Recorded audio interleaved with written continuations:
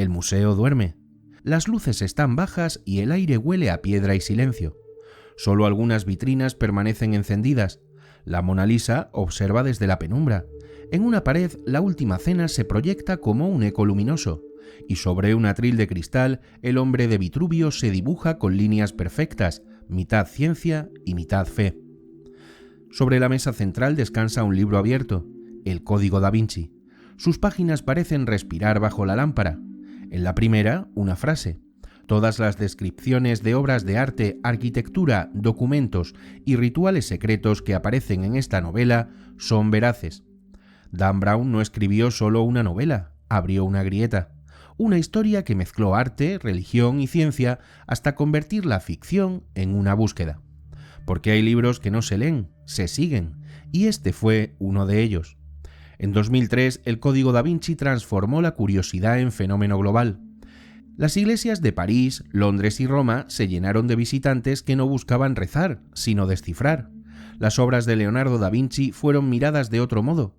Cada triángulo, cada sombra y cada gesto parecía ocultar un mensaje. El impacto fue inmediato. Historiadores, teológicos y periodistas se lanzaron a separar mito y realidad, mientras millones de lectores redescubrían el poder del símbolo. El misterio ya no pertenecía a los templarios ni a los alquimistas, había vuelto al centro de la cultura moderna. Bajo la luz del museo, las obras parecen hablarse. La sonrisa de Mona Lisa insinúa una respuesta, las proporciones del hombre de Vitruvio trazan un mapa, y la geometría de la Última Cena abre una puerta entre lo divino y lo humano. No hay sonido, solo el zumbido de las lámparas y el peso de los siglos. Todo, el arte, el número, la fe, está unido por una idea invisible, que la verdad no siempre se encuentra en los dogmas, sino en las preguntas. Y quizá ese fue el verdadero mensaje del libro, no el secreto del Grial ni la descendencia de Cristo, sino la invitación a mirar el mundo como un código por descifrar. El museo queda a oscuras, solo una vitrina permanece encendida, la que guarda el rostro más famoso del arte. La Mona Lisa sonríe al vacío con una expresión antigua casi burlona que parece decir que todo, el arte, la historia y el misterio, forman parte del mismo juego. Esta es la ruta secreta de Dan Brown, el viaje donde el símbolo se convierte en verdad y la verdad en símbolo.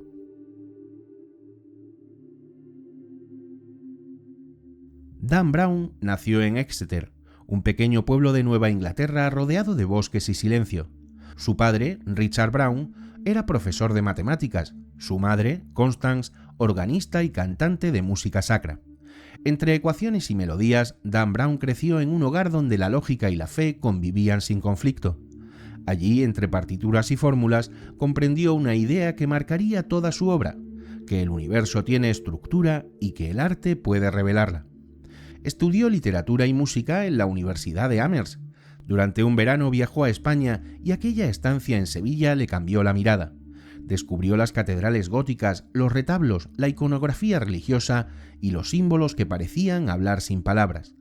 Años después confesaría que fue en Europa donde entendió que los símbolos son la gramática secreta del mundo.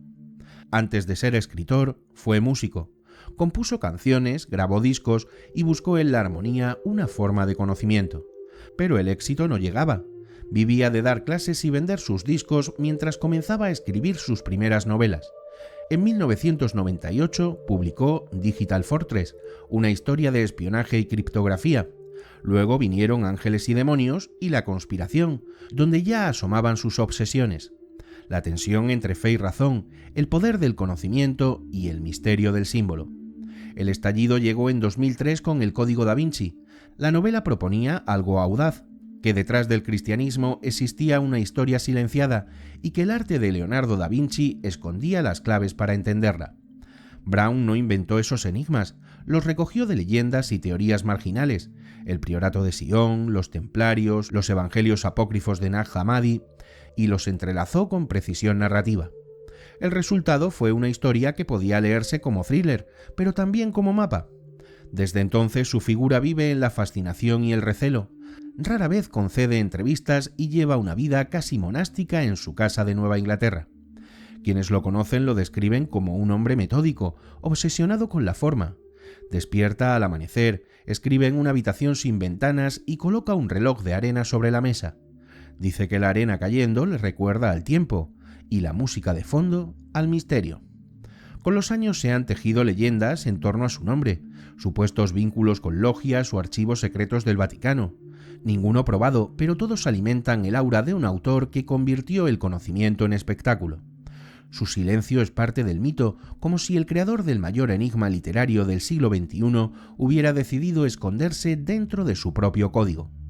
Más allá de polémicas, Brown pertenece a la tradición que va desde Borges a Umberto Eco, la del escritor que convierte la erudición en aventura. En sus libros, los símbolos no son adornos, sino argumento. Cada palabra y cada imagen cumplen una función dentro de un sistema mayor. Como Leonardo, busca el punto donde ciencia y espiritualidad se tocan. Lo paradójico es que al escribir sobre el secreto, Brown terminó convirtiéndose en uno. Su retiro voluntario y su obsesión por la estructura lo acercan al ideal del iniciado. No el sabio que guarda un misterio, sino el que lo comparte disfrazado de ficción. Para él, los símbolos son puentes entre mundos, los números, una forma de oración. En su figura se une la precisión matemática del padre y la musicalidad mística de la madre, el rigor del científico y la intuición del artista. Es el rostro moderno del iniciado, aquel que no busca custodiar la verdad, sino revelarla a través de la historia. Porque en última instancia, toda su obra dice lo mismo, que la verdad no está en los templos, sino en la mente que los imagina. París parece construida sobre sus propios secretos. Bajo sus calles reposan millones de huesos. Sobre ellas, templos, iglesias y museos guardan la memoria de Europa. En el centro de esa red invisible se alza el Louvre, fortaleza medieval, palacio real y finalmente santuario del arte. Dan Brown lo eligió porque simboliza la historia convertida en laberinto. El Louvre nació en el siglo XII como bastión defensivo. Con el tiempo se transformó en palacio renacentista y tras la Revolución Francesa se abrió al pueblo como museo. Hoy alberga más de 30.000 obras, pero una sala concentra todas las miradas, la de la Mona Lisa. Brown situó allí el inicio de su historia, en una noche de luces y galerías vacías. El cuerpo de un conservador yace en el suelo dispuesto como el hombre de Vitruvio. Arte, cuerpo y símbolo, formando una ecuación. Cuando en 1989 se inauguró la pirámide de cristal de Yeominpei, el debate fue inmediato. Algunos la vieron como provocación, otros como una revelación. Se dijo incluso que tenía 666 paneles, cifra demoníaca y por tanto irresistible. Era falso, pero la leyenda aprendió. En el corazón del antiguo Palacio de los Reyes, una pirámide transparente unía geometría y luz. Para Brown no era arquitectura, sino emblema, un moderno templo de Salomón, unión de cielo y tierra. Su triángulo ascendente simboliza el impulso de elevarse y buscar claridad donde antes hubo sombra. Allí habita también la Gioconda, pintada entre 1503 y 1506. Se cree que retrata a Lisa Gherardini, esposa de un comerciante florentino, aunque otros ven en ella la fusión de lo masculino y lo femenino. Su robo en 1911, su mirada inquietante y su fama desmesurada alimentaron el mito. En la novela, Brown la convierte en llave del conocimiento oculto. Su sonrisa no expresa alegría, sino comprensión, la de quien guarda un secreto. El rostro triangular refleja la V sagrada, símbolo de la matriz y el origen. Frente a la pirámide, masculina y ascendente, la Mona Lisa representa la intuición y la profundidad. Entre ambas se traza la armonía esencial del código, la unión entre razón y misterio. A pocos pasos, otra obra de Leonardo esconde su propia clave, la Virgen de las Rocas. Existen dos versiones, una en el Louvre y otra en la National Gallery. La primera desconcertó a los religiosos.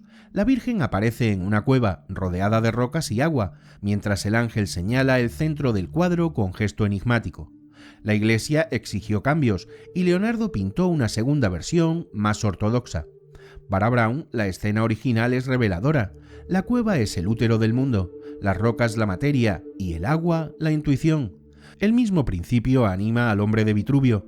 Inspirado en los textos de Vitruvio, muestra al hombre inscrito en un círculo y un cuadro, unión del cielo y la tierra. Brown lo convierte en símbolo del crimen inicial, porque el cuerpo humano se transforma en templo. Sus proporciones reproducen las del universo. La distancia entre los miembros responde a una proporción áurea, la huella matemática del orden divino.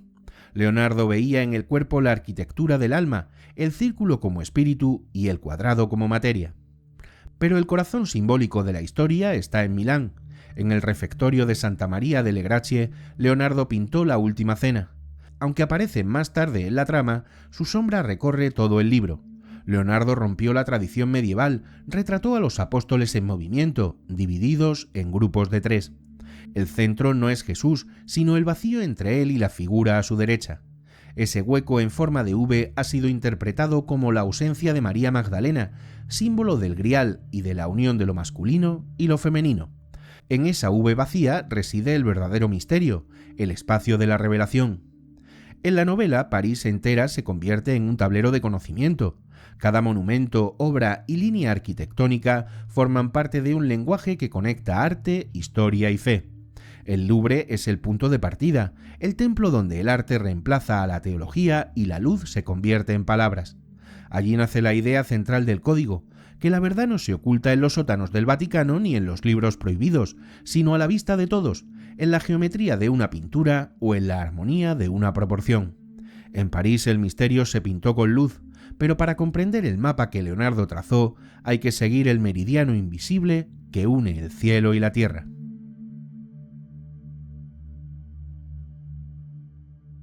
En el corazón del barrio de Saint-Germain-des-Prés se alza la iglesia de Saint-Sulpice. No es la más antigua de París ni la más visitada, pero guarda algo único: una línea de luz que marca el paso del tiempo y la posición del sol. Entre columnas y altares barrocos, un rayo silencioso atraviesa el suelo. No es milagro, es geometría. No es fe, es ciencia. Y sin embargo, su poder sigue siendo el mismo. El templo comenzó a construirse en 1646 sobre una capilla medieval. Su fachada, de columnas gemelas y escalinata solemne, parece la entrada a un observatorio. En el siglo XVIII, el astrónomo Henry Sully instaló allí un gnomón solar para medir los solsticios y fijar la fecha exacta de la Pascua. Trazó una línea de latón que cruza el suelo de norte a sur, rematada por un obelisco de mármol.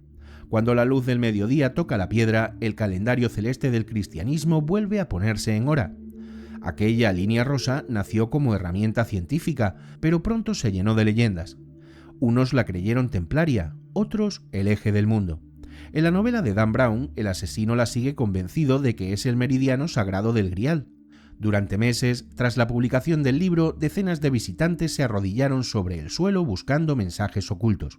Los sacerdotes colocaron un cartel aclarando que nada de aquello era real, pero el mito ya se había encendido. En realidad, el meridiano de Saint-Sulpice no coincide con el de París, que pasa por el observatorio, aunque la confusión es comprensible. Ambos nacen del mismo impulso, el de fijar en la tierra una línea que conecte con el cielo. Desde la antigüedad, el ser humano ha trazado ejes sagrados para orientarse en el cosmos. Los templos egipcios seguían al sol del solsticio, los foros romanos el curso de las estrellas. Saint-Sulpice hereda esa tradición, una arquitectura que busca sincronizar el alma con el movimiento del universo. Brown comprendió ese poder.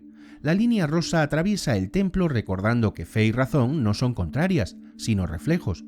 La luz que recorre la piedra no interrumpe la naturaleza, la celebra.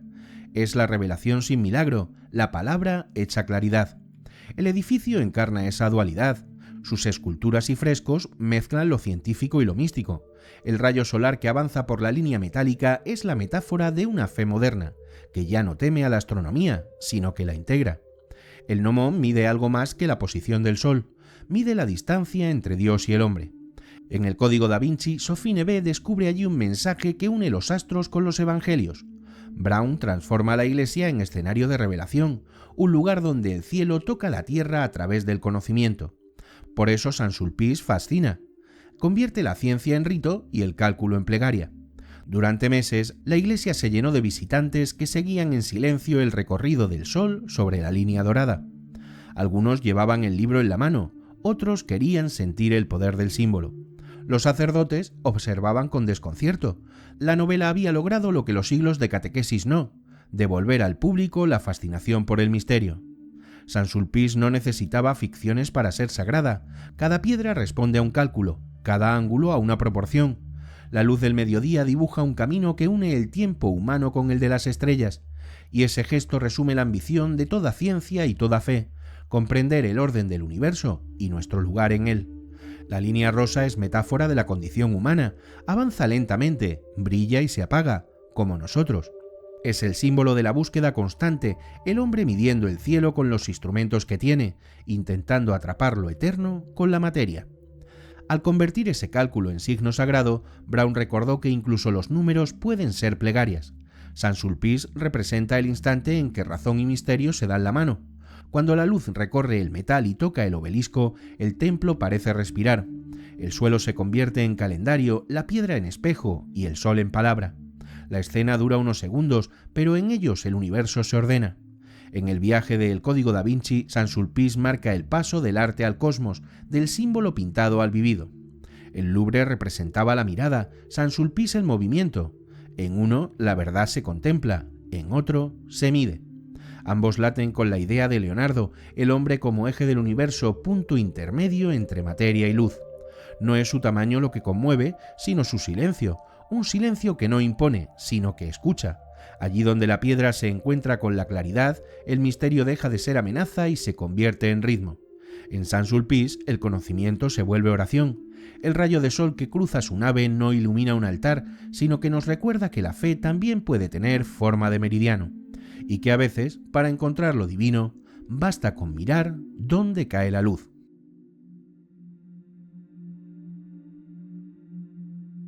Para comprender el corazón de El Código da Vinci hay que abandonar el arte y adentrarse en la historia reciente de las ideas ocultas. Allí surge el Priorato de Sion, la sociedad que, según la novela, habría custodiado durante siglos el secreto del Santo Grial y la descendencia de Jesús y María Magdalena. Un nombre que suena medieval, aunque su historia real pertenece al siglo XX. Todo comenzó en 1956, cuando Pierre Plantard fundó en Francia una pequeña asociación con ese nombre. Oficialmente defendía los derechos de inquilinos, pero pronto la envolvió en misterio. Durante los años 60 elaboró genealogías inventadas y listas de grandes maestres con nombres como Leonardo da Vinci, Newton o Victor Hugo. En los dossiers secrets, depositados en la Biblioteca Nacional de París, afirmó que el priorato era una orden medieval creada para proteger la sangre real de los merovingios, supuestos descendientes de Jesús y Magdalena. El engaño se propagó. En 1982, Michael Bagen, Richard Leigh y Henry Lincoln publicaron El Enigma Sagrado, que retomaba aquellas afirmaciones. Jesús habría sobrevivido a la crucifixión, vivido junto a Magdalena y fundado una dinastía que llegaría hasta Plantard.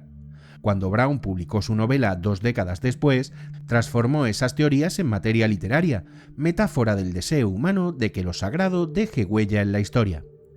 El priorato fascinó a Brown no por su autenticidad, sino por su estructura simbólica, un puente entre mito templario, alquimia renacentista y ocultismo moderno.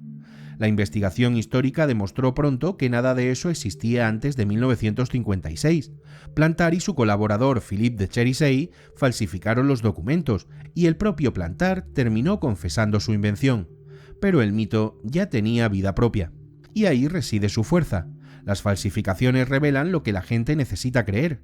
El priorato de Sion nunca existió, pero encarnó una verdad más honda, la necesidad de vincular lo divino con lo humano, de imaginar una continuidad entre Dios y el hombre. Los merovingios, en cambio, fueron reales, gobernaron buena parte de la actual Francia entre los siglos V y VIII, descendientes del mítico Meroveo. Las crónicas los describen como reyes con un aura sagrada. Al ser sustituidos por los carolingios, su recuerdo quedó envuelto en misterio, y esa reputación bastó para que Plantard los resucitara como símbolo de realeza espiritual. Brown retomó esa herencia y la convirtió en alegoría. En su novela, La sangre de Cristo y el linaje merovingio no son biología, sino metáfora, la idea de que lo divino habita en lo humano. Así el Grial deja de ser un cáliz para convertirse en una persona, María Magdalena, portadora del conocimiento oculto. Desde los evangelios gnósticos del siglo II, Magdalena aparece como discípula cercana y testigo de la resurrección. En el evangelio de Felipe se la llama la compañera del Salvador. Con el tiempo, la Iglesia redujo su figura a la pecadora arrepentida, pero Brown la reivindicó como símbolo del principio femenino borrado de la historia cristiana. El priorato y los merovingios sirven como marco para una reflexión mayor, el equilibrio perdido entre lo masculino y lo femenino, entre la Iglesia institucional y la espiritualidad personal. Detrás del artificio literario se esconde una verdad humana, la necesidad de creer que lo sagrado no ha desaparecido, solo se ha ocultado. Históricamente, el priorato es una invención, simbólicamente, un espejo. Refleja siglos de búsquedas frustradas y de fe convertida en misterio. El grial que custodia no es una copa ni una sangre, sino una idea, que la sabiduría y el amor sobreviven a cualquier institución. Brown entendió que a veces una falsedad puede iluminar mejor la verdad que un documento auténtico. El mito del priorato y la genealogía de los merovingios no resisten los archivos, pero sí el alma. Detrás de su impostura late una pregunta eterna: ¿y si lo divino estuviera realmente mezclado con nosotros? Entre París y el Languedoc, entre bibliotecas y leyendas, Brown no inventó la fe secreta, la puso frente a un espejo, y ese espejo sigue devolviéndonos nuestra propia imagen.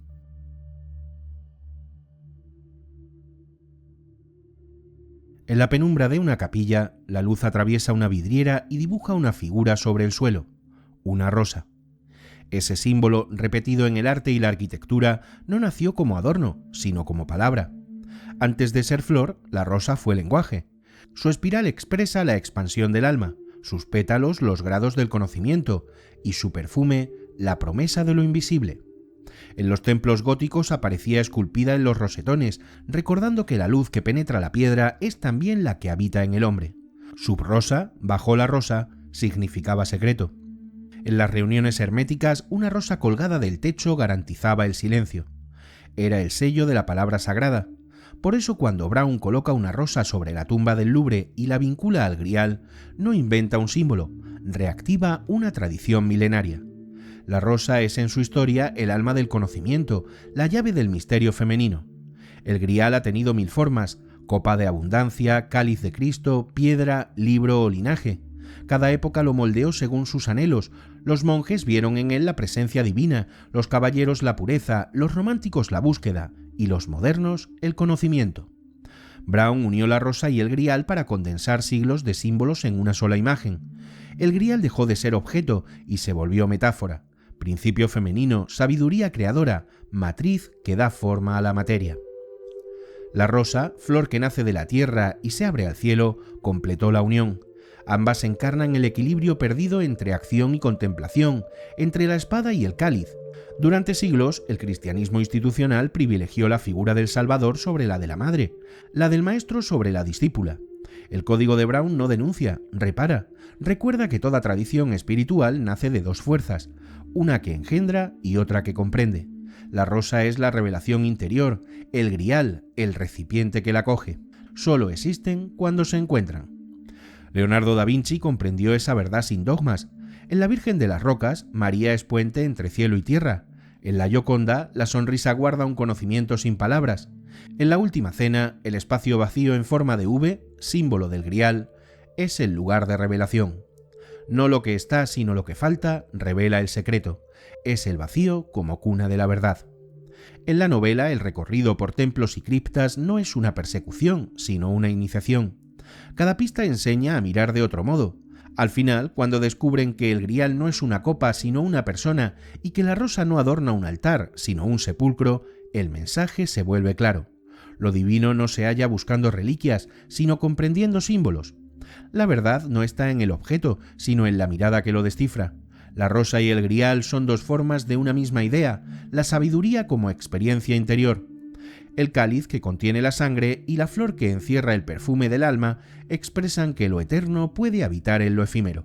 Por eso el mito del grial sobrevive, porque nunca se deja atrapar. Cada generación lo reinventa, para unos es conocimiento y para otros amor o unión con el todo. Dan Brown convirtió la búsqueda del grial en una búsqueda del sentido. Su acierto fue recordar que detrás de cada símbolo late una verdad humana. Realmente no importa si Jesús tuvo descendencia o si el priorato existió. Importa la pregunta que el mito provoca. ¿Dónde guardamos lo sagrado? ¿En una copa, en una tumba o en un corazón? En el fondo, la rosa y el grial son el mismo espejo, el alma reflejándose a sí misma. La una nace del barro y se abre al sol, la otra recoge la sangre y la transforma en vida. Ambos hablan del misterio de la creación, del ciclo entre dar y recibir. La rosa florece y se marchita, pero deja su perfume. El grial se llena y se vacía, pero conserva la huella de lo que contuvo. Y así es el conocimiento, solo permanece cuando se comparte. Buscar el grial es buscar la rosa interior, el punto donde amor y sabiduría se confunden. Quizá esa fue la clave que Brown escondió a plena vista, que el grial no está perdido porque nunca fue una cosa. Es la rosa que crece dentro de cada mirada cuando comprende que la verdad, como la luz, solo existe al reflejarse en nosotros. El viaje del código llega a Londres como quien entra en el último acto de una ceremonia. París fue la luz, Londres la piedra. Si el Louvre representaba el inicio del enigma, la capital británica guarda a sus guardianes. Aquí, entre callejones húmedos y catedrales góticas, las huellas de los templarios siguen latiendo bajo la superficie. Todo comienza en la iglesia del Temple, iglesia oculta entre los edificios modernos de la ciudad. Fundada en el siglo XII por los caballeros templarios, fue construida con planta circular inspirada en el Santo Sepulcro de Jerusalén. Al entrar, el visitante siente que el tiempo se detiene. El suelo gastado está cubierto de efigies de cruzados con las manos sobre las espadas, mirando al cielo como si aguardaran la resurrección. La iglesia del Temple fue mucho más que un templo. Era el centro espiritual y administrativo del Temple inglés, territorio autónomo que respondía solo ante el Papa. Allí guardaban documentos, tesoros y secretos. Desde ese punto, los monjes guerreros financiaron cruzadas, crearon un sistema bancario y tejieron una red que conectaba Jerusalén con el Atlántico. Su poder fue tan grande que en 1307 el rey Felipe IV de Francia los acusó de herejía para destruirlos, pero su leyenda sobrevivió. Para Dan Brown, la iglesia del Temple era el escenario perfecto. En la novela, Robert Landon y Sophie Neve llegan buscando las claves del priorato de Sion. Lo que hallan no son tesoros, sino símbolos: el círculo, la cruz patada, la unión de lo sagrado y lo profano. La arquitectura templaria no fue elegida al azar, cada piedra parece obedecer una geometría que traduce en materia las leyes del cosmos. La bóveda circular actúa como esfera de resonancia, eco de la idea de Dios como centro del universo. Las columnas, dispuestas en 12, recuerdan a los apóstoles y al zodiaco. Los caballeros tallados no están alineados, sino dispuestos en círculos, como si custodiaran una verdad en el centro. Allí la historia se vuelve oración petrificada. Los templarios construían para la eternidad. En sus iglesias la piedra habla el lenguaje de la proporción áurea y la luz penetra como símbolo de revelación. Brown comprendió que la iglesia del Temple no era un decorado, sino una metáfora, el espíritu humano buscando armonía entre poder y fe. Desde allí, el viaje continúa al norte, hasta Escocia, donde el mapa del código encuentra su último refugio. En una colina cercana a Edimburgo se levanta la capilla de Roslin, un templo pequeño que parece esculpido por la imaginación. Construida en el siglo XV por William Sinclair, su familia estaba vinculada a la masonería operativa. Su exterior gótico, cubierto de relieves, no prepara para lo que espera dentro. El visitante entra en un bosque de piedra, las columnas se entrelazan como troncos, los capiteles muestran flores, ángeles, estrellas y mazorcas de maíz, motivo desconcertante, pues el maíz era desconocido en Europa antes del descubrimiento de América. Para unos esto era prueba de un conocimiento anticipado, y para otros, pura coincidencia. Sea cual sea la verdad, Roslin respira totalidad.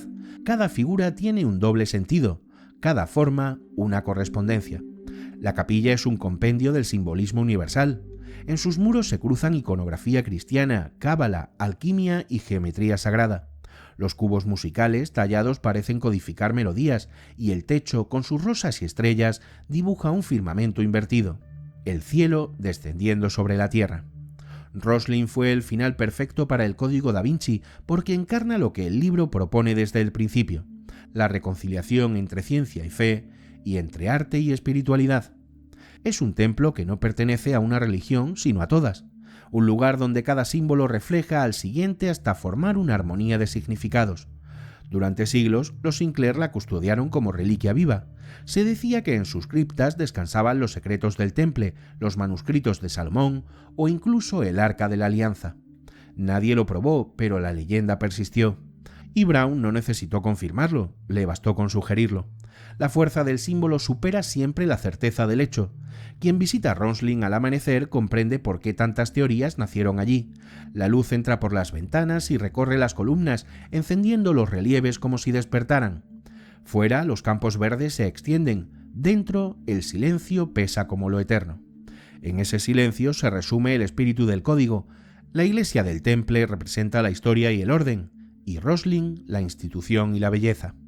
Entre ambos templos, uno circular y el otro cuadrado, se traza la geometría de la fe, razón y misterio encontrándose en una misma línea.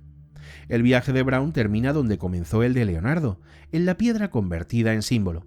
El círculo templario y el laberinto escocés son dos caras del mismo mensaje, que el arte y la arquitectura son el lenguaje más antiguo de lo sagrado. Durante siglos los templos no se erigieron para guardar tesoros, sino para recordar que lo eterno necesita forma. En Rosslyn esa forma es la música tallada, en la iglesia del Temple la luz que cae desde lo alto. Ambos custodian la misma revelación, el verdadero grial no está enterrado, sino suspendido en el aire, entre materia y pensamiento. Quien recorre Londres y Escocia siguiendo las huellas del código no busca un objeto, sino un sentido. Las iglesias y los símbolos son estaciones de un viaje interior, y cuando el camino termina, el viajero comprende que no estaba descifrando un misterio externo, sino el suyo propio. Londres es el último guardián porque conserva el eco de todos los demás, el eco de una fe que ya no necesita templos, de un conocimiento que ya no necesita guardianes, el eco de la luz que siglos después de Leonardo sigue buscando una piedra donde reflejarse.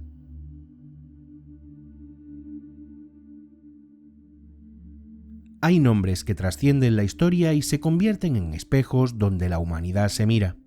Leonardo da Vinci es uno de ellos. Puente entre la Edad Media que se apagaba y el Renacimiento que despertaba, fue pintor, anatomista, ingeniero, músico e inventor. Pero sobre todo fue un observador. Su verdadera obra fue la mirada con que entendió el mundo. Nació en 1452 en el pueblo toscano de Vinci, hijo ilegítimo de un notario y de una campesina. Desde niño mostró una curiosidad insaciable, desarmaba juguetes, observaba insectos y seguía el vuelo de los pájaros. Quería comprender cómo funcionaban las cosas, desde el agua hasta las estrellas, y esa curiosidad se convirtió en su religión. A los 17 años ingresó como aprendiz en el taller de Andrea del Verrocchio, en Florencia. Allí aprendió pintura, escultura y perspectiva, y descubrió que la forma podía contener un significado. En una ciudad gobernada por los Medici, donde convivían humanistas y alquimistas, absorbió las ideas del neoplatonismo. El mundo material era el reflejo de un orden superior, y esa convicción marcaría toda su obra. Cuando estudiaba el cuerpo humano no veía carne, sino arquitectura. Los músculos eran columnas, las venas canales y los huesos vigas. En el vuelo de un pájaro reconocía la geometría del aire, en el remolino de un río, la espiral del cabello o de las galaxias. Todo estaba conectado por una proporción invisible, la divina, el número áureo. Leonardo no fue religioso en el sentido convencional, creía en una inteligencia que se expresaba en la armonía. Para él la belleza era su huella, pintar era conocer, y cada obra una meditación sobre la estructura del universo. Su fe era el asombro. Sus cuadernos, miles de páginas llenas de dibujos y notas invertidas, muestran una mente que nunca descansaba. Reflexionaba sobre la luz, las emociones o el movimiento del agua. Más que apuntes, eran plegarias razonadas, intentos de descifrar el código que une lo visible con lo invisible. Para Leonardo, el símbolo era el punto de encuentro entre ciencia y fe. Sabía que las palabras podían mentir, pero las proporciones no. En un tiempo dominado por el dogma, descubrió un idioma universal, el de la forma y el número. Su vida fue errante. Cambió de mecenas y de ciudades buscando libertad para experimentar. Trabajó para los Sforza en Milán, para César Borgia como ingeniero y finalmente para Francisco I de Francia, que lo acogió en Amboise, donde murió en 1519. En cada etapa su arte evolucionó como si cada pintura abriera una nueva puerta al misterio. La Última Cena resume su búsqueda. En Santa María delle Grazie transformó una escena evangélica en una meditación sobre la condición humana. Jesús ocupa el centro exacto de la composición, formando un triángulo perfecto.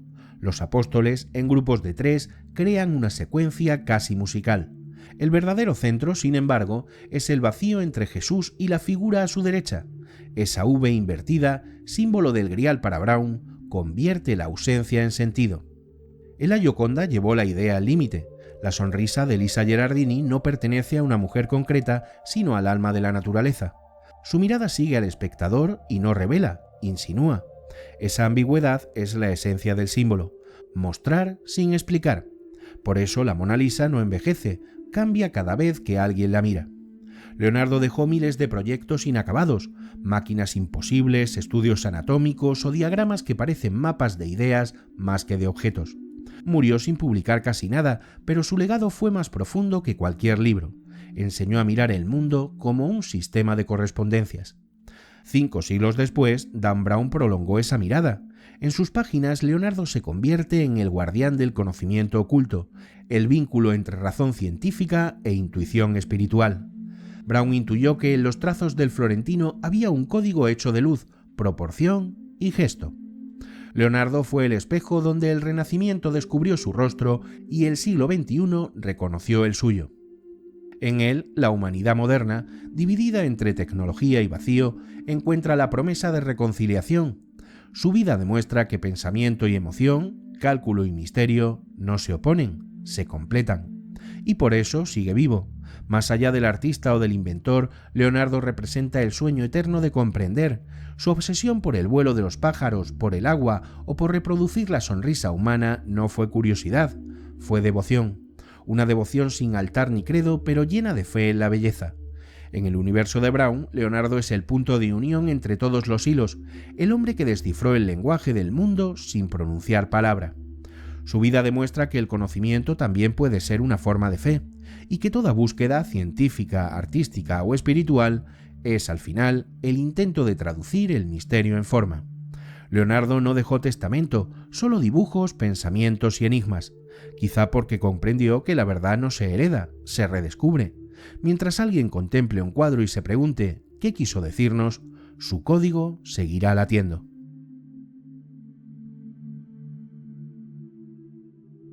Cada gran pregunta acaba llegando a Roma. No importa dónde empiece el enigma, una cueva en Palestina, un taller en Florencia o una galería del Louvre, tarde o temprano, su eco resuena en los pasillos del Vaticano. Y el éxito del Código da Vinci no rompió la norma. En pocos meses el libro se convirtió en un fenómeno mundial. Se discutía en universidades, parroquias y tertulias, obligando al Vaticano a reaccionar ante una historia que mezclaba teología, conspiración y arte con una precisión incómoda. Las respuestas fueron diversas. Algunos cardenales denunciaron el libro como un ataque a la fe, otros lo vieron como una oportunidad de diálogo. El portavoz de la Conferencia Episcopal Española, José María Gil Tamayo, llegó a decir que la novela no era peligrosa para la Iglesia, sino para quienes confunden ficción con historia. El Vaticano comprendió pronto que condenarla solo aumentaría la curiosidad y que el silencio resultaba más eficaz. En 2004, el Observatorio Romano publicó un artículo advirtiendo sobre las inexactitudes del libro. El tono era firme, sin dramatismo. Recordaba que la fe no se sostiene en documentos secretos ni en linajes, sino en el mensaje del Evangelio. 2 años después, el estreno de la película de Robert Howard reavivó la polémica. Mientras algunos obispos pedían el boicot, otros organizaban charlas para explicar los errores históricos. Las colas en cines y librerías crecían, y cuanto más se intentaba acallar el fenómeno, más se extendía. El Vaticano respondió como lo ha hecho durante siglos, ejerciendo el poder del silencio. No hablar fue su forma de marcar los límites de lo permitido. El silencio puede ser censura o escudo, pero siempre preserva el aura de lo sagrado. Y en este caso sirvió como muro, dejó que la tormenta pasara sin alterar los cimientos. La Iglesia ha convivido con mitos similares desde sus orígenes: evangelios apócrifos, profecías, templarios, visiones, reliquias. Roma no destruye el mito, lo absorbe. Esa es su fuerza. Convierte lo incierto en rito, lo sospechoso en arte. Ha sobrevivido 2 milenios porque entendió que cada época necesita su propio misterio. El caso del Código da Vinci puso a prueba esa flexibilidad. Por un lado, el Vaticano defendía la figura de Cristo como piedra angular de la fe, y por otro, Veía cómo millones de personas redescubrían la historia del arte y los evangelios gracias a una novela. Paradójicamente, el libro que muchos creyeron peligroso devolvía el interés por el patrimonio simbólico cristiano. Las visitas al Louvre, a Roslin y a Saint-Sulpice se multiplicaron. La gente miraba los cuadros como oráculos, y en ese gesto la religión volvía al centro de la cultura. El fenómeno reveló una tensión antigua, conocimiento frente a dogma. Brown no convirtió al Vaticano en enemigo, sino en enigma. Demostró que incluso en el siglo XXI la humanidad necesita creer que existen verdades ocultas, y el Vaticano comprendió que no podía competir con esa fascinación. Su única respuesta fue dejar que el silencio hiciera su trabajo. Ese silencio tiene raíces profundas. Desde los primeros siglos del cristianismo, el secreto fue una herramienta de autoridad. En los ritos antiguos, lo sagrado no se proclamaba, se insinuaba. La Iglesia heredó ese lenguaje y lo convirtió en método. Archivos sellados, puertas cerradas, ceremonias veladas. No es solo defensa, es forma de poder. Brown entendió ese mecanismo y lo usó a su favor. Su novela no reveló secretos reales, pero hizo sentir al lector que accedía a ellos. Y esa fue su genialidad, transformar la ausencia de pruebas en sensación de descubrimiento. El lector no necesitaba que el priorato existiera, bastaba con imaginarlo, y en esa posibilidad, el mito se hizo eterno. Roma, fiel a sí misma, no negó del todo la historia. Negarla habría sido reconocerla. Optó por la estrategia más antigua del poder, el silencio envolvente, el que no discute ni confirma, el que deja que el tiempo disuelva el ruido. 2 décadas después, el Vaticano sigue sin mencionar la novela. No la cita, no la refuta y no la nombra.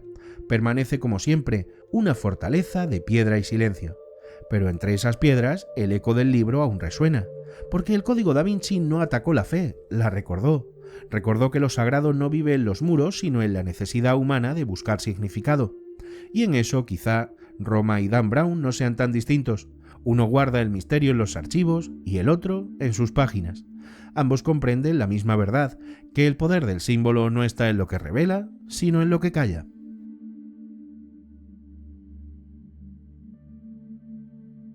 Durante siglos los números han sido el lenguaje secreto del universo.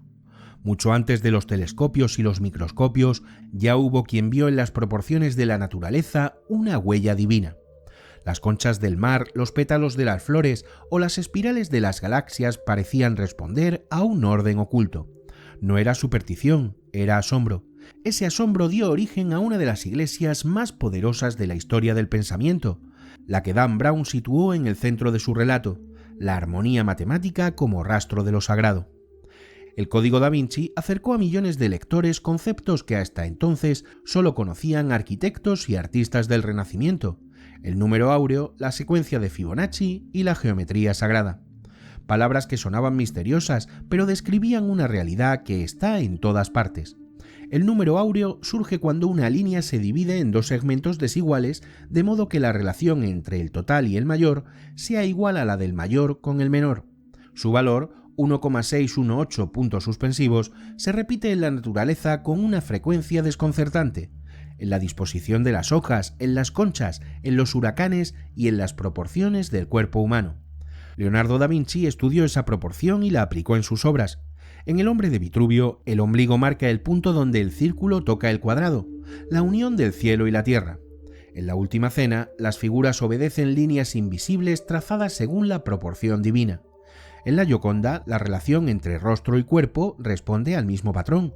Para Leonardo, la belleza era la manifestación visible del orden del universo. La secuencia de Fibonacci, 1, 1, 2, 3, 5, 8, 13, 21 puntos suspensivos, mostró que la naturaleza obedece a una lógica secreta. Cuando se calcula la razón entre un número y el anterior, el resultado se aproxima al número áureo. Esa relación fascinó a matemáticos y artistas porque revelaba una armonía que trascendía las palabras. Brown la convirtió en un hilo narrativo que conectaba biología, arquitectura y fe. Más allá del juego literario, su mérito fue devolver al público la conciencia de que el arte no es solo belleza, sino conocimiento.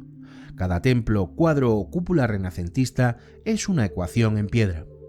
Desde la antigüedad, los constructores sagrados, egipcios, griegos, romanos o cristianos, usaron la geometría para reflejar el orden del cosmos. El círculo simbolizaba la perfección divina, el cuadrado el mundo material, el triángulo la Trinidad del cuerpo, la mente y el espíritu, y la espiral el movimiento de la vida. Cada figura era una enseñanza filosófica, el universo está hecho de armonía. El Renacimiento heredó ese saber y lo transformó en arte. Brunelleschi, Alberti o Miguel Ángel levantaron catedrales basadas en proporciones exactas. Nada era casual. La altura de las bóvedas, la distancia entre columnas o la orientación de las naves seguían fórmulas precisas. Leonardo fue el músico más visionario de esa sinfonía numérica. Cuando Braun recuperó estos conceptos, no inventó un misterio, recordó uno antiguo. Muchos lectores comenzaron a buscar la proporción divina en cuadros, templos y paisajes. La matemática se volvió misticismo y el misticismo curiosidad científica. Ese fue el verdadero legado del fenómeno, reavivar el diálogo entre ciencia y espiritualidad. Durante siglos, la religión separó el conocimiento racional del sagrado, pero los antiguos, de Pitágoras a Kepler, nunca vieron contradicción entre ambos. Creían que comprender el número era acercarse a Dios. La música de las esferas de la que hablaban no era metáfora, era convicción. Las distancias entre planetas, las notas musicales y las proporciones del cuerpo humano obedecían una misma melodía. El número áureo, Fibonacci y la geometría sagrada expresan una idea común, que lo divino se manifiesta a través del orden. Ese orden no pertenece a templos ni religiones, sino a la naturaleza. Cuando un copo de nieve repite su patrón, cuando una flor crece en espiral o cuando el rostro humano guarda proporción, estamos leyendo un idioma universal, la gramática secreta del mundo. Esa fascinación sigue viva. En el siglo XXI, arquitectos, músicos y científicos continúan buscando en la proporción áurea la clave de la armonía. Desde las fachadas del Guggenheim hasta las estructuras del ADN, la huella del número dorado persiste. Incluso los algoritmos que generan imágenes o melodías bellas se basan en esa misma lógica. Lo que percibimos como belleza es resonancia. En el fondo, el Código Da Vinci no inventó un misterio, lo recordó. Antes de las religiones, los hombres ya trazaban líneas en la arena para medir el cielo. Los templos nacieron del deseo de imitar el orden del cosmos, y el conocimiento, cuando se vuelve símbolo, también es una forma de oración. Braun tradujo al lenguaje contemporáneo la intuición que Leonardo había dibujado, que el universo es una obra de arte. Y si el universo es arte, el artista, sea científico, arquitecto o pintor, participa del acto del creador. El número, el color y la forma son distintas maneras de decir vida. Comprenderlos no significa poseer la verdad, sino participar de ella. Cada vez que alguien contempla una pintura de Leonardo, una cúpula renacentista o una concha marina, está leyendo el mismo código que los antiguos quisieron legar, el lenguaje del equilibrio. En un mundo que confunde conocimiento con poder, el mensaje del código sigue vigente. Los símbolos que Braun popularizó no son llaves de templos secretos, sino recordatorios de lo esencial. Que el orden existe, que la belleza tiene lógica y que el misterio a veces puede medirse. Quizá esa sea la revelación más profunda, que lo divino no se esconde en los milagros, sino en las proporciones que sostienen la vida. El universo entero, desde el giro de los planetas hasta la curvatura de una sonrisa, está escrito con una misma tinta invisible, la de los números.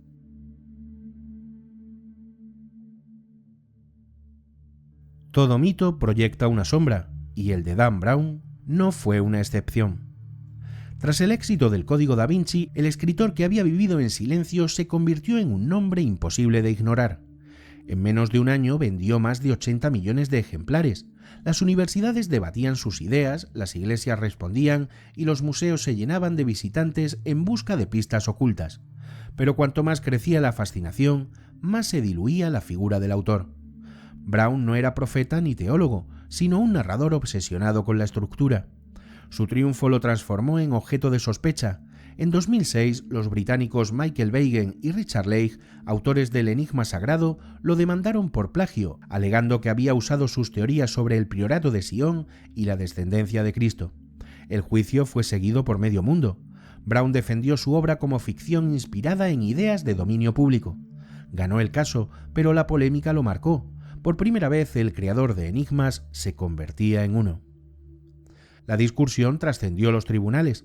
Algunos críticos lo acusaron de trivializar la historia y manipular la fe. Otros lo defendieron por acercar al gran público a la simbología, el arte y la teología. Brown insistió en que su meta no era convencer, sino invitar a preguntar. Usó los mecanismos del thriller para despertar curiosidad por territorios antes reservados a los eruditos. El ritmo, los símbolos y la intriga eran su forma de recordar que el conocimiento puede ser tan apasionante como la ficción. El precio del éxito, sin embargo, fue alto. Tras el Código da Vinci, Brown quedó atrapado en su propio laberinto. Cada nueva obra, El símbolo perdido, Inferno u Origen, fue recibida con expectación y con la misma pregunta: ¿podría repetir aquel fenómeno? Sus novelas siguieron vendiendo millones, pero ninguna alcanzó el impacto cultural del Código da Vinci. El código había dejado de ser un libro y se había convertido en era. Con el tiempo, Brown se apartó del ruido mediático. Actualmente vive en su casa de Nueva Inglaterra rodeado de bosque. Su estudio es sencillo: una mesa, un piano, una lámpara y un reloj de arena que gira cada mañana antes de escribir. Dice que lo hace para recordar que el tiempo es la única medida que no se puede manipular. Su rutina es monástica: escribe en silencio, corre al atardecer y compone música. En una de sus paredes, una frase escrita a mano resume su filosofía: la verdad se encuentra en las sombras. Las críticas también llegaron desde el mundo que lo encumbró. Algunos vieron en su éxito el síntoma de una época que prefiere el mito al dato, la emoción a la evidencia. Pero reducirlo a eso sería injusto. Brown no creó el hambre de misterio, la reveló. Sus lectores no buscaban respuestas, sino la emoción de seguir preguntando. En cierto modo, devolvió a la literatura algo esencial: la idea de que leer puede ser una forma de búsqueda. El Código da Vinci no fue solo un thriller, fue el mapa emocional de un tiempo en que la fe se desvanece, la ciencia avanza con vértigo y el ser humano sigue necesitando sentido. Hoy Brown aparece poco en público. En las escasas entrevistas que concede habla más de música que de religión. Compone piezas orquestales inspiradas en sus novelas, quizá porque la música, como el símbolo, no necesita explicación. Mezcla cuerdas y coros con secuencias electrónicas. Acepta con serenidad haber sido el centro de un fenómeno irrepetible. Su figura, discreta y casi ausente, se ha vuelto tan enigmática como los códigos que inventó. No opina de política ni de teología. Su silencio, como el del Vaticano que inspiró su obra, se ha convertido en parte de su poder. Ese retiro no es derrota, es coherencia. En un mundo obsesionado con la exposición, Brown eligió el secreto. El hombre que descifró los códigos de la historia de manera ficticia terminó convirtiéndose en uno de ellos. Su vida actual refleja la dualidad que definió toda su obra: la razón del matemático y la intuición del artista, el cálculo y la fe, la soledad y la curiosidad. Como si hubiera comprendido que el misterio no se resuelve, se cuida, porque toda luz necesita una sombra que la defina y todo mito un silencio que lo sostenga. Quizá esa sea su herencia más profunda: haber demostrado que incluso en la era digital seguimos necesitando símbolos, enigmas y preguntas, y que en el fondo los secretos de Dan Brown no están en sus libros, sino en la mente de quienes intentan descifrarlos. Han pasado más de 2 décadas desde que el Código da Vinci llegó a las librerías y su eco aún no se ha apagado. Lo que parecía una moda se convirtió en un fenómeno cultural, una grieta en la forma de mirar la historia. En todo este tiempo ha sido leída, criticada, prohibida y venerada. Y sin embargo, algo permanece: la certeza de que el arte, la fe y el conocimiento siguen siendo parte de una misma búsqueda. Porque en el fondo el Código da Vinci no trataba de linajes ni de conspiraciones, sino del impulso humano de descifrar, de la necesidad de creer que el mundo tiene sentido, de la intuición, antigua como el fuego, de que lo divino no está en los templos ni en los dogmas, sino en la capacidad de asombrarse. Aquel libro cambió la forma en que el público miró el arte. Millones de personas volvieron a contemplar los cuadros de Leonardo con nuevos ojos. Las visitas al Louvre, a Rosslyn y a las iglesias descritas se multiplicaron. María Magdalena volvió a ser nombrada con respeto y el debate sobre el papel de la mujer en la historia del cristianismo regresó al diálogo contemporáneo. Lo que la teología había guardado bajo silencio, la ficción lo devolvió a la conversación. Aunque muchas de sus teorías fueron desmentidas, su efecto persistió. No porque convenciera, sino porque despertó curiosidad. Brown no ofrecía certezas, sino la emoción de la duda. Devolvió al símbolo su lugar en la mente moderna, la idea de que comprender no destruye el misterio, sino que lo renueva. El ser humano siempre ha necesitado códigos. Desde las pinturas rupestres hasta la física cuántica, toda forma de lenguaje intenta traducir lo invisible. Llamamos código a cualquier sistema que nos permite entender lo inefable, el ADN, la proporción de una catedral o la sucesión de una fuga de Bach. El código no es invención, es la forma que tiene el universo de hablar. Quizá por eso el libro sobrevivió a su propio escándalo. Más allá de la trama, contenía un mensaje que cada lector reconoció en silencio, que buscar sentido es la más humana de las tareas. No prometía respuestas, sino que ofrecía la aventura de las preguntas. Y esa aventura basta para mantener vivo un mito.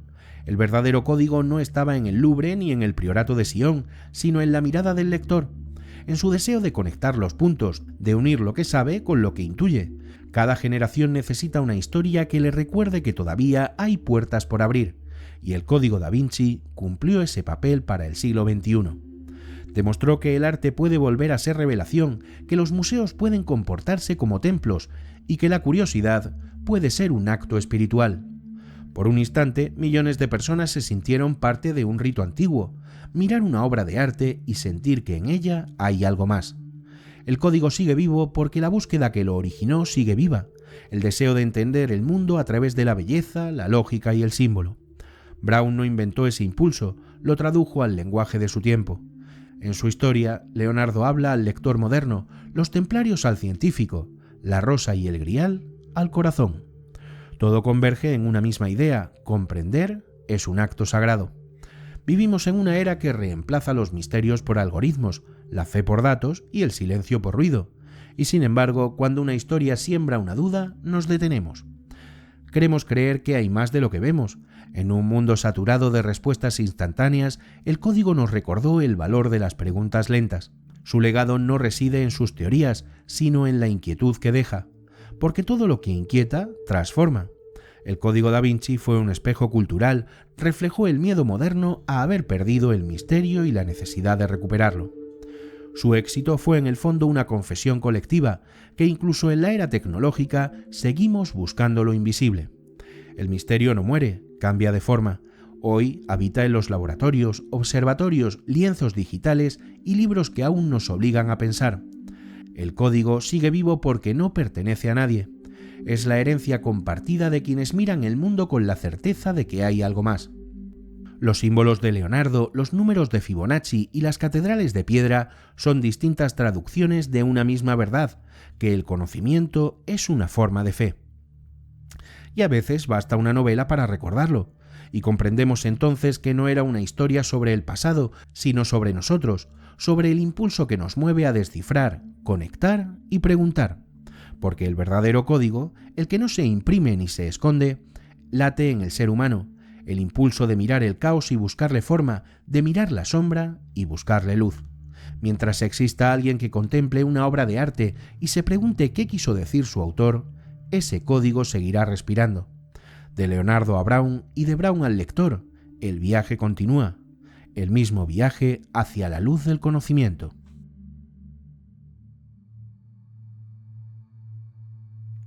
El amanecer llega despacio sobre las colinas de Escocia.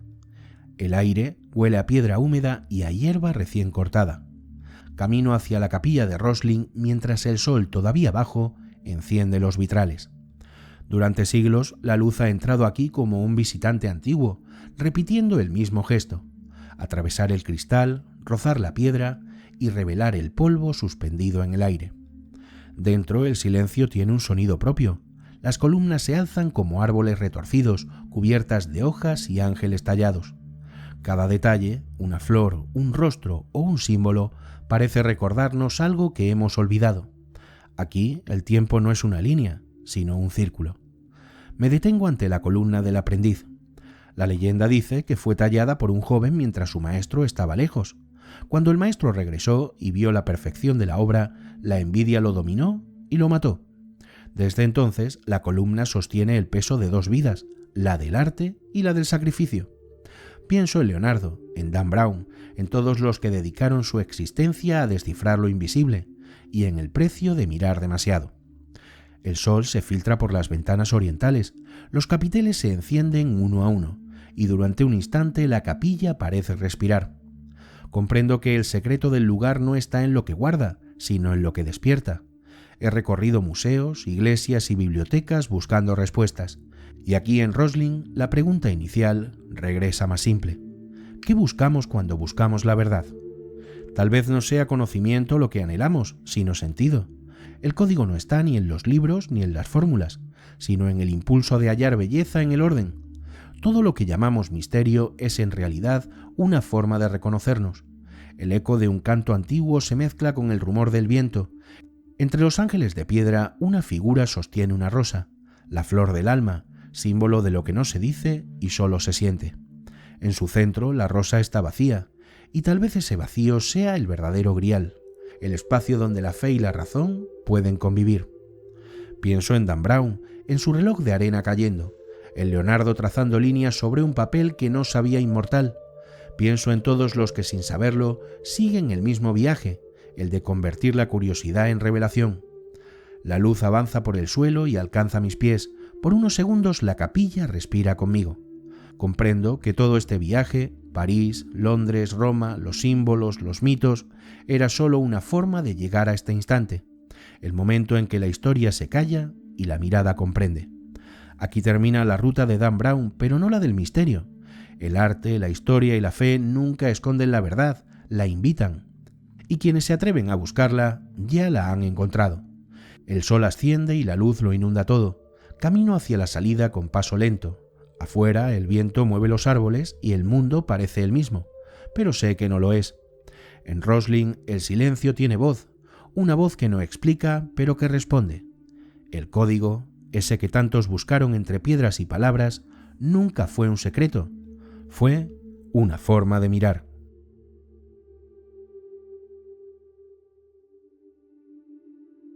Gracias por llegar hasta aquí. Si te ha gustado el vídeo, dale a like, compártelo y deja en comentarios si tienes dudas, lo que más te ha removido e incluso lo que menos te ha gustado. Es como más nos ayudas a seguir creciendo. Y si no quieres perderte nuestra próxima investigación, suscríbete y activa la campanita. Nosotros nos quedamos removiendo el pasado para nuestro próximo vídeo. ¡Hasta la vista!